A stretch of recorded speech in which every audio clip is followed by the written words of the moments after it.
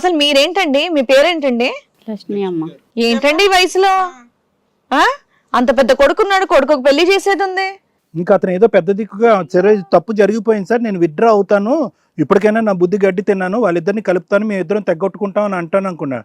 అతను వచ్చి నీ కొడుకు కౌన్సిలింగ్ చేస్తున్నాడు, అరే బాబు మీరిద్దరు తప్పుకోండి, మీ ఇద్దరం పెళ్లి చేసుకుంటాం అని చెప్పి. అసలు మంచోడే కాదని చెప్పి కూతురుకెళ్ళి చెప్పేసి వస్తున్నాడు. ఇంకేం చేస్తాడులేండి, ఎందుకంటే ఇప్పుడు ఈ రిలేషన్ ఆపినా వీళ్ళిద్దరికి పెళ్లి చేయడం అవ్వదుగా. అప్పుడు ఆ టైంలో అంటే మా ఆయన గారు పట్టించుకునేవారు కాదు, తాగొచ్చి కొట్టి తిట్టి ఇంట్లోకి ఏం డబ్బులు కట్ట ఇచ్చేవారు కాదండి. ఇప్పుడు పట్టించుకుంటున్నాడా? ఆహా లేదు సార్, తినే ఇంక అన్ని చూసుకుంటున్నారు. అన్ని చాలా ఎక్కువ చూసేసుకుంటున్నాడు. చూసుకున్నాను సార్, బాగా చూసుకున్నాను సార్. ఇంక పిల్లలకి ఏం కావాల్సి వచ్చినా. ఎంతమంది పిల్లలమ్మా మీకు? బాబు ఒక్కడండి. ఏం చేద్దాం ఇప్పుడు ఆ పిల్లోడు 7 సంవత్సరాల నుంచి ఒక అమ్మాయిని మాకు నిజాయితీగా లవ్ చేసిన వాళ్ళే ఇక్కడ ఎవడో దొరకట్లా. వీళ్ళిద్దరూ 7 years నుంచి ఫిజికల్ రిలేషన్ లేకుండా జాగ్రత్తగా ఇంట్లో వాళ్ళని ఒప్పించుకొని పెళ్లి చేసుకోవాలనుకుంటున్నారు. ఇది ఒక పెద్ద అదృష్టం మాకు, ఫిజికల్ రిలేషన్ లేకపోవడం.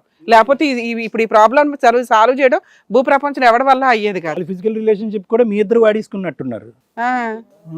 అన్న అవుతాడమ్మా, అన్న వరుస అవుతాడు. మాట్లాడక డాడీ అసలుకి మమ్మీ లేదని ఎవరిని పడితే వాళ్ళని ఎట్లా చూడడం కరెక్ట్ కాదు కదా. ఏం పెద్ద మనిషి అయ్యా నువ్వు, ఒక కూతురు చెప్పాల్సింది నువ్వేనా? నువ్వు తప్పు చేసేలే కిరణ్, మీ అయ్యను కూడా తీసుకురావాల్సింది 2 పీకే వాళ్ళు దెబ్బకి. నేను అవద్దాను కదా సార్, మనిషికి బుద్ధి ఉంది అసలు చేసిన తప్పు పనికి? మీ అమ్మని అడుగు, అతన్ని అడుగుతావు ఎందుకు? ఇప్పుడు మీ అమ్మ కూడా అదే పాట పాడుతుంది కదా, గానకోకిల, ఇద్దరు కలిపి పాడుకుంటున్నారు. ఏంటమ్మా నువ్వు చేసిన పరిస్థితికి మా ఇద్దరు ప్రేమ వదులుకోవాలా? 7 సంవత్సరాల ప్రేమ. ఏమన్నా నువ్వన్నా సిగ్గుందమ్మా? ఆయనకంటే బుద్ధి లేదు, మగాడు ఏదైనా చేస్తాడు, నువ్వైనా తెలుసుకోవాలి కదమ్మా. నీకు వద్దమ్మా, అన్నయ్య వరుస. నువ్వు మాట్లాడకయ్యా, ఇంకో మాట మాట్లాడుకు. నువ్వు చేసిన తప్పు నీచమైన పనికి మళ్ళీ నా అన్న చెల్లెలు వరుస. బాబు నీ కౌన్సిలింగ్ తగలయ్యా, నువ్వు కౌన్సిల్ చేయొద్దురా బాబు, వాంతి వచ్చేటట్టుంది. ఏం చేద్దాం చెప్పండి అమ్మా. మీ అబ్బాయికి 2 వైపులా పొడి చేశారు తెలుసా. ఒకటి లవ్ చేసిన అమ్మాయిని ఏం చేయాలో, చెల్లని పిలవాలా అక్కని పిలవాలా అర్థం కావట్లే. అమ్మ చూస్తేనేమో ఇంట్లో క్యారెక్టర్లెస్ గా ఉంది. ఒక మగ పిల్లడు ఎలా తయారవుతాడు తెలుసా రేపు సమాజంలో? ఏం చెప్తావు పిల్లోడికి ఇప్పుడు? ఏం మాట్లాడండి అమ్మా, డెసిషన్ ఏంటి ఇప్పుడు? మేము మాట్లాడేటటువంటిది అసలు మా దగ్గరికి ఎందుకు వచ్చారు మీరు? అంతా నాకు అర్థం కాల. చెప్పు నాన్న, ఇక్కడ నువ్వు దేనికోసం వచ్చావు? పిల్లల ప్రేమ తెగొట్టుకుంటారా, మీ అక్రమ సంబంధం తెగొట్టుకుంటారా? బుద్ధుందా నీకు? ఎక్కడ పరిచయం ఏంటి గోల? 7 ఏళ్ల నుంచి పరిచయం అంట, ఇంట్లో అంత దుకాణం నడిపించేస్తున్నావు, ఓ పక్కన పిల్లోడిని భర్తని పెట్టుకొని. మాట్లాడు, నోరు తెరు. అక్కడ పిల్లోడి జీవితం నాశనం అయింది. ఆయన తప్పు చెప్పాడండి, మాకు పిల్లలు చిన్నప్పటి నుంచే పరిచయం అండి ఆయన. వారిని అంటే అదే ఉందిలేండి, చరిత్ర ఉందిలేండి. పుట్టాలి అలా ఆవిడ ఎప్పుడు చనిపోయింది? అప్పటి నుంచి పరిచయమా? అతను కొద్ది మెమరీ ప్రాబ్లమ్. ఏం చేద్దాం ఇప్పుడు చెప్పండి. చెప్పాడండి, పిల్లలు చిన్నప్పటి నుంచి మా ఇద్దరికి సంబంధం ఉన్నదండి. మరి మీ ఆయన ఎందుకు వదిలేదు తల్లి? ఆయన జీవితం ఎందుకు నాశనం చేస్తున్నావు? ఆయనే నా జీవితం నాశనం చేశాడండి, నేను ఆయన జీవితం నాశనం. ఇలాంటి కథలు ఉంటే నాశనమే అవుతాయి. మీరు ముందు కథ నడిపారా, అతను నాశనం ముందు మొదలు పెట్టాడా? ఆయన కొట్టాడు, నువ్వు అక్రమ సంబంధం పెట్టుకున్నావు. తాగొచ్చి కొట్టి తిట్టి అసలు ఏం పట్టించుకునేవారు కాదండి. ఇంటద్దు గాని కరెంట్ బిల్లు గాని ఏమి కట్టేవారు కాదండి. అతను బయట కథ నడుపుతున్నాడు, నువ్వు ఇంట్లో బాగోతో నడుపుతున్నావు. చెల్లికి చెల్లి అయిపోయింది, ఇద్దరు ఒకటే. ఇప్పుడు ఇంట్లో అన్ని లేకుండా ఎవరు కట్టాడంట మరి? డబ్బులు ఇటు తీసుకొచ్చి కడుతుంటే నువ్వు ఎట్లా కట్టావని అడగలేదా?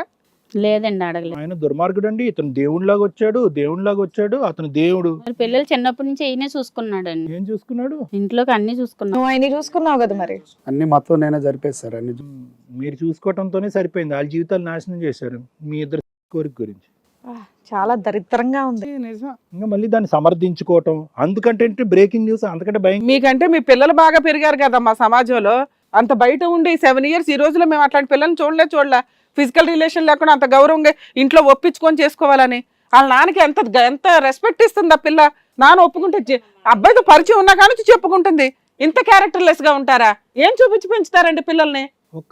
ఒక పాయింట్ ఏంటంటే, తెలిసిన తర్వాత ఎలా ఉండాలంటే, మీ ఇద్దరి యొక్క బాధ ఎలా ఉంది అంటే, ఇదేంట్రా వీళ్ళిద్దరు కనెక్ట్ అయిపోతారు, మన ఇద్దరం విడిపోతాం అనేటటువంటి యాంగిల్ చూపెడుతున్నారు. కానీ అరే పిల్లల్ని కలవనీయకుండా పెద్దవాళ్ళు మన ఇలా ఉంది, వాళ్ళిద్దరి గురించి ఎవరు ఆలోచించట్లే.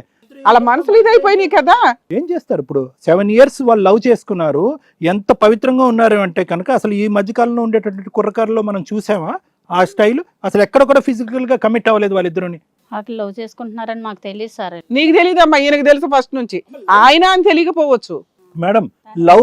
లక్ష్మి గారు, లవ్ చేసుకుంటున్నారా లేదా అన్నది మీకు తెలియటం ఉన్నది part 1 of the movie. Okay, part 2 ఏంటంటే కనుక లవ్ చేసుకుంటున్నారని తెలిసిన తర్వాత మీ చెంపలు 2 వాయించి వాళ్ళిద్దరు కాళ్ళకు మొక్కాలి. అమ్మ తప్పు అయిపోయిందమ్మా అని చెప్పి మొక్కాలి. ఎక్కడన్నా ఆ యాంగిల్ కనిపించిందా? ఇప్పటికీ మా లవ్ స్టోరీ అండి, అతను 8 years అన్నాడు. 8 years కాదండి, 20 years అండి. అనేదే సమర్థించుకుంటున్నారు. మీ రిలేషన్షిప్ని ఇలా కంటిన్యూ చేయాలనే అనుకుంటున్నారు. మీ భర్తను అనవసరంగా బ్లేమ్ చేస్తున్నారు. తల్లి లేనటువంటి భార్య లేనటువంటి తండ్రిని కాబట్టి నేను ఒక తోడు ఎత్తుక్కోవటం తప్ప అండి, జాగింగ్లో కలిసినటువంటి ఒక అమ్మాయితో కంటిన్యూ అవటం తప్ప అని అతను సమర్థించుకుంటున్నాడు. స్వార్థం ఇది, కామ స్వార్థం అంటారు. ఈ అబ్బాయి మీకు ముందు ఈవిడ పరిచయం ఉన్నప్పటి నుంచి ఈవిడ కొడుకున అబ్బాయి తెలుసుగా? అబ్బాయి తెలుసు సార్, మరి కానీ ఆ అబ్బాయి మా అమ్మాయిలు ఎవరని నాకు తెలియదు సార్. ఓహో, ఓకే ఓకే. మీ అమ్మాయి ఇప్పుడు ఫోటో కానీ ఏమి చూపించలేదా ఈ అబ్బాయి నా లవర్ డాడీ, ఫ్రెండ్ డాడీ అని? ఏం చూపించలేదు. నేను జస్ట్ చెప్పంగానే డాడీ ఏం చేశారంటే చిన్నప్పటి నుంచి నేను ఏం అడిగినా ఇచ్చేస్తాడు కాబట్టి సరే నువ్వు అంత ఎంటర్టైన్ చేయలేదు, డాడీ కూడా అంత పట్టించుకోలేదు. సరే, నీ ఇష్టం ఇంకా అని చెప్పాను. వినడానికే చాలా ఇబ్బందికరంగా ఉంది.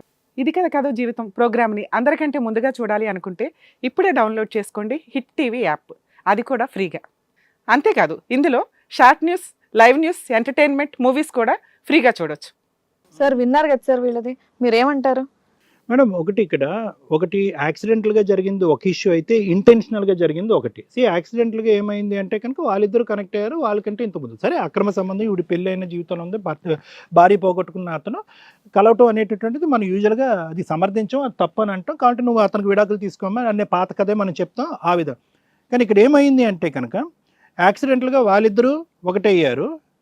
వీళ్ళు ఏంటంటే కావాలని చెప్పి ముందు నుంచి చాలా సంవత్సరాలు బట్టి కథ నడుపుతున్నారు.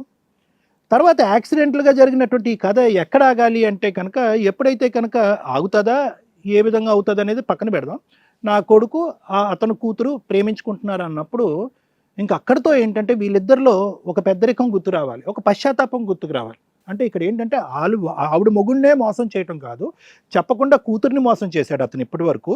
ఇప్పుడు ఇది కొత్తగా చెప్పిన తర్వాత కూడా వాళ్ళిద్దరి యొక్క ప్రేమను మోసం చేస్తున్నారు అనే రియలైజేషన్ వచ్చినప్పుడు ఏ స్థాయి పశ్చాత్తాపం రావాలి? దీన్ని నేను ఇంటెన్షనల్ అంటాను. అంటే ఏంటంటే కావాలని ఒక దురుద్దేశంతో మీరు కంటిన్యూ అయ్యేటటువంటి ఒక కథగా ఇది మారిపోయింది.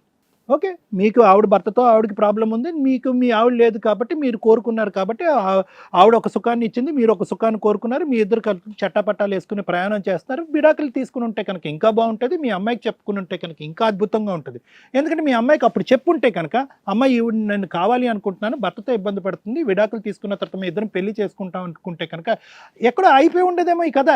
అదేంటన్నా నేను వాళ్ళ అబ్బాయినే కదా ప్రేమిస్తున్నానంటే కనుక అప్పుడు లేతగా ఉండేటటువంటి ఆ ప్రేమ 1 or 2 yearsలో ఉండేటటువంటి ప్రేమ. సరేనన్నా, మీ ప్రేమ గెలవాలి, నువ్వు మర్యాదపూర్వకంగా వచ్చి నేను ఎంతైతే ఓపెన్గా ఉన్నాను, నువ్వు కూడా నాతో అంత ఓపెన్గా ఉన్నావు కాబట్టి నా ప్రేమను త్యాగం చేస్తాను అనేటటువంటి చెప్పే మనస్తత్వం, ఆలోచన శైలి, వ్యక్తిత్వం మీ కూతురుకు ఉంది. దాన్ని మీరు అడ్వాంటేజ్ తీసుకోలే. నా కూతురు వచ్చి ఒక అబ్బాయి గురించి చెప్తుంది, కానీ ఒక తండ్రిగా నేను ఒక పరాయి స్త్రీని ప్రేమిస్తున్నప్పుడు అది నా కూతురికి ఎందుకు చెప్పకూడదు? కరెక్టే, ఆ ప్రేమ దొంగ ప్రేమే కాదనట్లేదు. కానీ వేరే వ్యక్తిని విడాకులు ఆవిడ కూడా ఇబ్బంది పెడుతుంది. విడాకులు తీసుకుంటే అక్కడ తెగదెంపులు అయిపోయింది. మీ ఇద్దరు పెళ్లి చేసుకోండి, వాళ్ళు ఎప్పుడో విత్డ్రా అయి ఉండేవారు. కానీ ఈరోజు ఇలా షాకింగ్గా ఒక సన్నివేశం తీసుకురావటం ఒక ఎత్తు అయితే కనుక అది తెలిసిన తర్వాత ఏమమ్మా మీ ఇద్దరు అన్నా చెల్లెలు అవుతారు కాబట్టి మీరు విడిపోండి, మేమైతే మాత్రం భార్యాభర్తలుగా కంటిన్యూ అయిపోతాం, మేము పెళ్లిపేటల మేము కూర్చుంటాం, మీరిద్దరు విడిపోండి, మా ఇద్దరు పెళ్లి చేసేసేయండి, మా అక్షింతలు వేసేసేయండి అనేటటువంటి మీ మాట తీరు, ఆలోచన శైలి, పద్ధతి వింటూ ఉంటే కనుక ఇక్కడ వాంతి వచ్చేటట్టుగా ఉంది. ఇది కరెక్ట్ కాదు. అంటే మీరు అంటే అంత కామం అనేటటువంటి దాంట్లో మునిగిపోయి ఈ స్థాయి పెద్దలు ఎవరన్నా మేడం గారు అవనివ్వండి, ఆ లాయర్ గారు మేడం, నేను అవనివ్వండి, ఎవరన్నా కూర్చుని ఇలా మాట్లాడేటటువంటి పరిస్థితి వచ్చినప్పుడు ఎంతో కొంత కనువిప్పు కలుగుతుంది. చిచ్చి ఏంద్ర బాబు కామంతో కళ్ళు మూసిపోయినాయి, మనం ఇప్పటికైనా కనువిప్పకపోతే చీతూ అంటారు బయటకు వెళ్ళాక సమాజం అనేటటువంటి ఆలోచన శైలి ఇప్పుడు కూడా రాలేదు మీకు. నేను దాన్ని అదే పదం అంటాను. నేను ఎందుకంటాను అంటే కనుక ఎప్పుడైతే కనుక పిల్లలు నాశనం అయిపోతున్నారో మన వల్ల అని అనుకున్నప్పుడు మీరు వెంటనే విత్డ్రా అయిపోయి ఉంటే కనుక నేను చాలా హ్యాపీ ఫీల్ అయ్యండి. కానీ ఎప్పుడైతే పిల్లలు ప్రేమించుకుంటున్నారన్న తర్వాత కూడా మీరు కలవాలి, మీ ఇద్దరు కలవాలి అనే ఆలోచన వచ్చిందో అప్పుడు నేను ఆ ప్రేమకి, అంటే మీ ఇద్దరు సోకాల్డ్ ప్రేమకి దాన్ని కామ ప్రేమ అంట.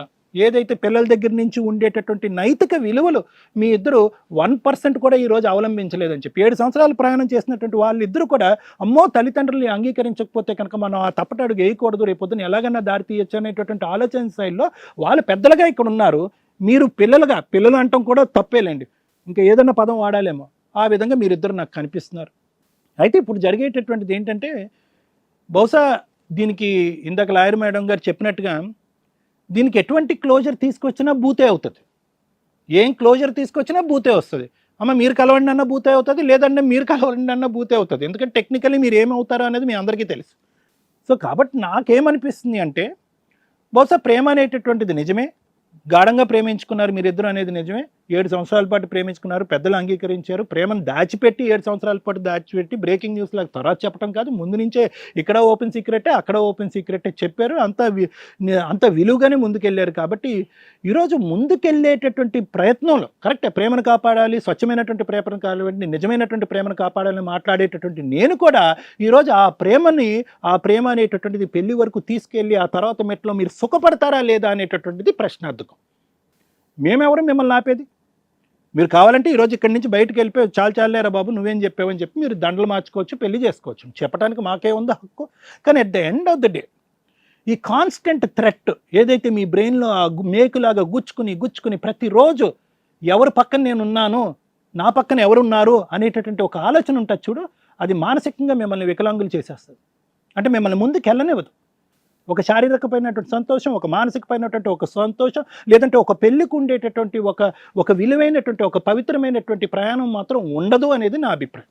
ప్రేమ ఎంత ఇంపార్టెంటో పెళ్లి కూడా అంత ఇంపార్టెంట్. ప్రేమించుకున్నాము, పెళ్లి చేసుకున్నాము. ఎందుకు ప్రేమించుకునేటటువంటి వాళ్ళందరూ పెళ్లి చేసుకోవాలి అంటే కనుక ఆ ప్రేమను బలపరచడానికి, ఆ ప్రేమలో ఉండేటటువంటి సంతోషాన్ని మీరు అందరూ ఆస్వాదించడానికి పెళ్లి అనేటటువంటి ఒక పవిత్రమైన బంధం. అది ఏమైంది ఇక్కడ? అది విలువ ఉంటుందా? హ్యాపీ ఉంటుందా? సరే కరెక్టే, మీ తల్లిదండ్రులు ఇద్దరు తప్పు చేశారు. కానీ వాళ్ళ తప్పుకి ఈరోజు దురదృష్టం ఏంటంటే కనుక మీరు అందరూ కూడా ప్రతిఫలం పనిష్మెంట్ అనుభవించవలసినటువంటి పరిస్థితి వచ్చింది. కాబట్టి వాళ్ళిద్దరిని నేనేమంటానంటే, నేను వాళ్ళతో పోల్చిన ఆ మాట అంటే కనుక మళ్ళీ ప్రాబ్లం వస్తుంది. నేను వాళ్ళిద్దరికీ కౌన్సిలింగ్ ఇవ్వాల్సినటువంటి అవసరం లేదు. ఎందుకంటే కౌన్సిలింగ్ ఇచ్చేటటువంటి వయసులో వాళ్ళు లేరు, కౌన్సిలింగ్ ఇచ్చేటటువంటి అనుభవం వాళ్ళకు ఉంది. బహుశా నా స్థాయిలో కూర్చుని మీలాంటి పిల్లలు ఎవరన్నా తప్పులు చేస్తే కనుక కౌన్సిలింగ్ ఇచ్చేటటువంటి వయసులో అప్పుడు కంటిన్యూ చేశారు, మీరు ప్రేమించుకున్నప్పుడు కంటిన్యూ చేశారు. సోకాల్డ్ అతనే నా ప్రేమికుడు అని ఇక్కడ డిక్లేర్ చేసినా కూడా వాళ్ళ ప్రేమను కంటిన్యూ చేసేటటువంటి మూర్ఖత్వపు స్వభావం ఉండేటటువంటి వాళ్ళకి ఏ గోటి సైకాట్రిస్ట్ కౌన్సిలింగ్ చేస్తాడు. కాబట్టి నేను అనుకునేది ఏంటంటే, ఈరోజు వాళ్ళిద్దరినీ మీ తల్లిదండ్రుల కింద యాక్సెప్ట్ చేస్తారా లేదా అనేది ఫస్ట్ మీరు డిసైడ్ చేసుకోండి, నెంబర్ 1. నెంబర్ 2 ఏంటంటే కనుక ఈ ప్రేమ అనేటటువంటి ప్రయాణాన్ని పెళ్లిగా మార్చడం వల్ల మీరు పడేటటువంటి రానున్న రోజుల్లో మీరు పడేటటువంటి ఇబ్బంది ఏంటి అనేది ఆలోచించుకోండి. మీరిద్దరు ప్రేమించుకుంటే ఓకే, ఈరోజు అది పెళ్లి కింద అవుతుందా అవ్వదా ఆలోచించుకోండి. ఒకప్పుడు పెళ్ళి అవుతే కనుక దాని పరిణామాలు ఎలా ఉంటాయి, దాని ప్రతిఫలం ఎలా ఉంటుంది అనేది ఆలోచించుకోండి. ఈ 3 అంశాల మీద ఆలోచించుకుని ఒక తెలివైనటువంటి నిర్ణయానికి, ఎందుకంటే చాలా తెలివైనటువంటి మెచ్యూరిటీ ఉండేటటువంటి 2 పిల్లలతో నేను మాట్లాడుతున్నాను. 7 సంవత్సరాల పాటు ప్రయాణం చేసి చాలా పవిత్రంగా నడిపినటువంటి 2 పిల్లలతో నేను మాట్లాడుతున్నాను. కాబట్టి I leave the decision to both of you to decide whether you accept, వీళ్ళిద్దరిని యాక్సెప్ట్ చేస్తారా లేదా, నెంబర్ 1. నెంబర్ 2, మీ రిలేషన్షిప్ ఏమవబోతుంది అది. Thank you.